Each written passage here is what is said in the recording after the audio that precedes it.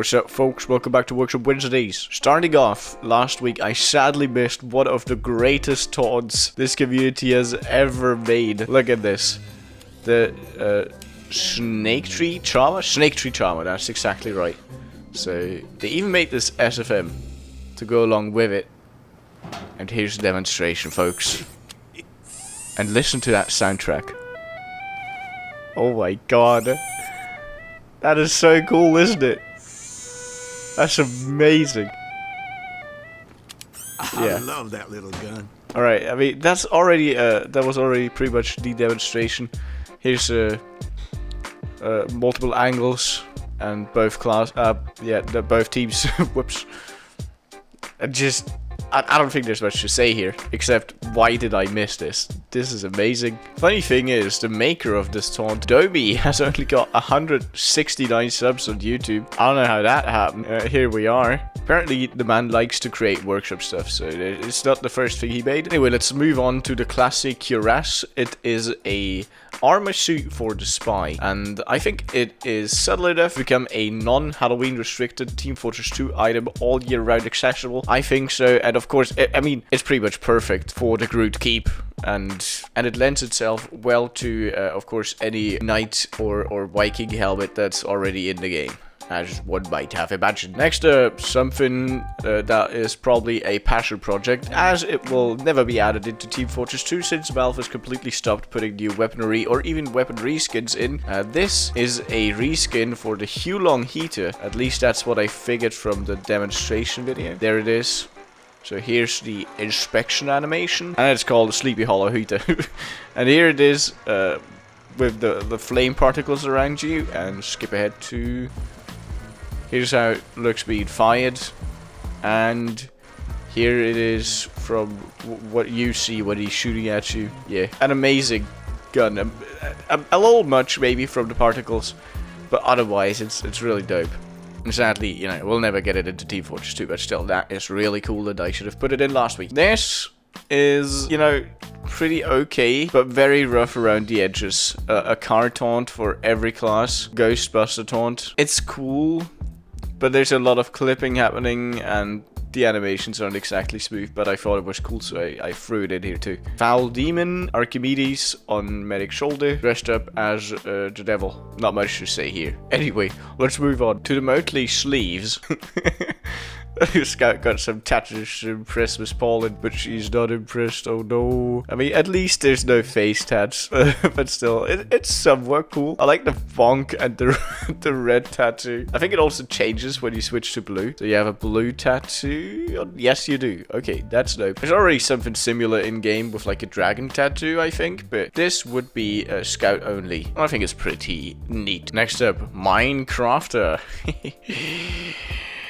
That's funny. It's a dwarf engineer beard hat combo or beard helmet combo. Very much in the Lord of the Rings style. Maybe brought upon by the new Lord of the Rings show that is right now airing. I don't know. Maybe the lad just made it because of Minecraft. I have no clue. And anyway, this is a pretty dope cosmetic for engineer. War paint juice puddle. I thought this looked pretty dope. By now, I always used to say I never put in war paints, but by now I actually do. I find these quite cool. And this is a neat design, so...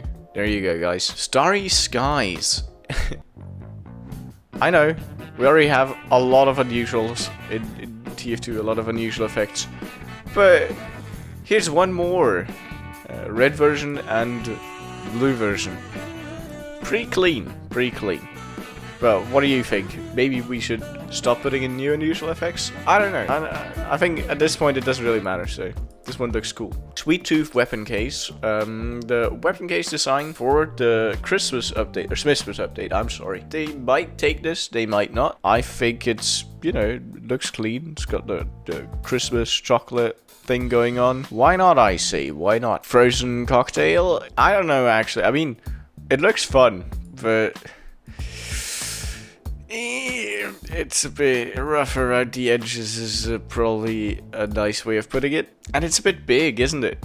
like for something that's non-Halloween restricted. I don't know, but you guys tell me what you think, and we'll just move on to the missing masterpiece, an error sign, and for once, not one that's created on accident. I like it, except for the part where the letters are not connected to one another. I think if you had like little see-through plastic between the E, the R's, the O, and the last R, this would make for a pretty convincing, goofy cosmetic, but as it stands right now, I'm not 100% convinced, although it's cool that you made the jiggly bones physics work for it. Once that is added, you got my full support, buddy. Yo, big brain. Wonder if that's a joke cosmetic. Imposter syndrome war paint. Guys, can we vote for this one? That would be so funny, guys. That would be hilarious.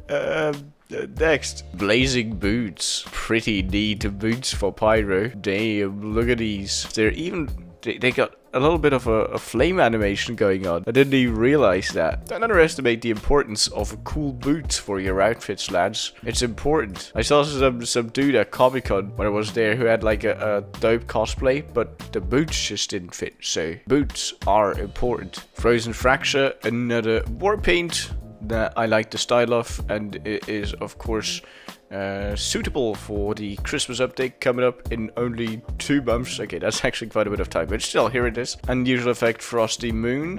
I think the workshop has pretty much accepted that Smissmas is already the new thing to create, because we will not get an update between now and the Smissmas update. So that's how it looks. Got a little moon / snowman vibe going, and some very dope particle effects. Ah, there it is. That's a very nice demonstration.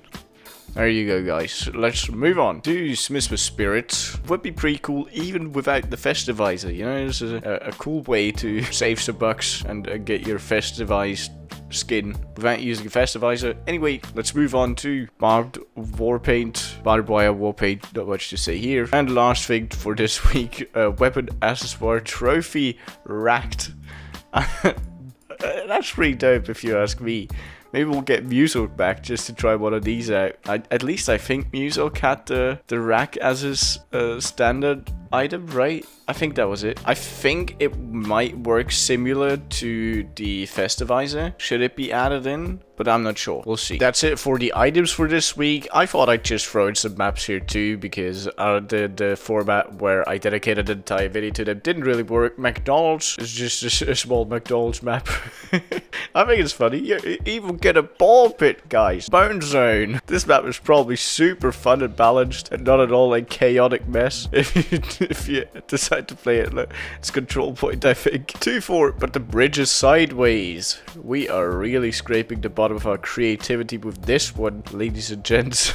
With working bots.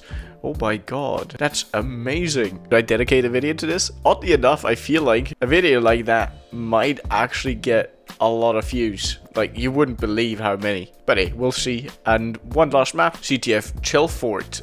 It's 2-4, but it's snowy, so the pool at the bottom, or the water at the bottom, is now frozen. You can walk there. You could probably build a sentry that also aims up and not just shoots within the water. That's it for this week, folks, with the workshop stuff. See you next week for workshop, and see you tomorrow for another video. Bye bye.